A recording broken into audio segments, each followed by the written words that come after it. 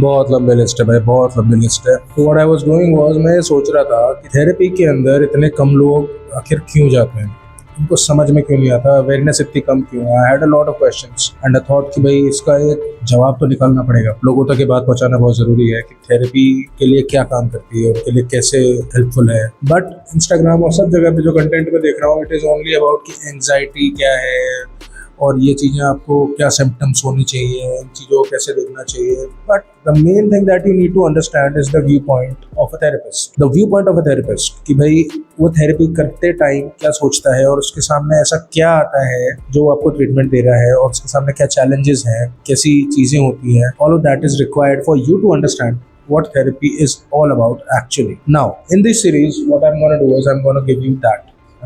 going to give you those pointers कि एक therapist आपके थेरेपी सेशन के अंदर क्या कर रहा है और क्या उसे करना चाहिए। बट इन दिस वीडियो हम ये देखेंगे कि आप क्या गलती करते हैं जब आप थेरेपी के अंदर जाते हैं। क्योंकि भैया आप कोई ये तो है नहीं कि आप सब कुछ जानते हैं। First, let's get that out of the way. It is not like you know everything and the therapist does not know anything.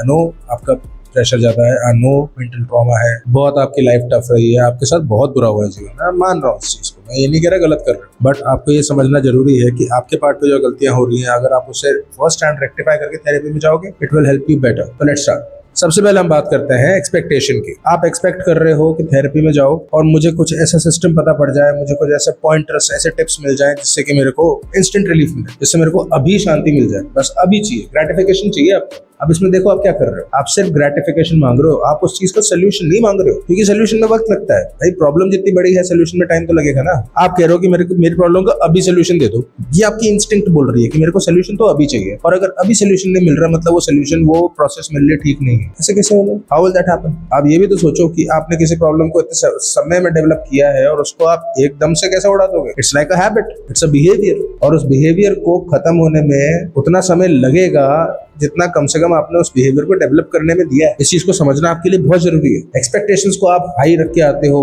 आप यूं सोचते हो कि भाई थेरेपी में हमको सब कुछ अभी चाहिए और बिल्कुल सही चाहिए, बिल्कुल सही करना है हमको। तो देखो उस चीज के लिए आपको एडवाइस को मानना पड़ेगा, आपको स्केप्टिसिज्म नहीं चाहिए। आपको यहाँ पर ये नहीं चाहिए कि भाई मैं उस चीज को क्वेश्चन करूँ कि मेरे को थेरेपिस्ट ने कोई एडवाइस दी है और भाई ऐसा कैसे हो सकता है, मैंने तो इंटरनेट पे कुछ और पढ़ा था, इंटरनेट पे एंग्जाइटी का तो कुछ और मीनिंग था, क्या मेरे को कोई डिसऑर्डर है? ओ मेरे को तो डिप्रेशन है, मेरे को तो ऐसा लगा मेरे को डिप्रेशन है।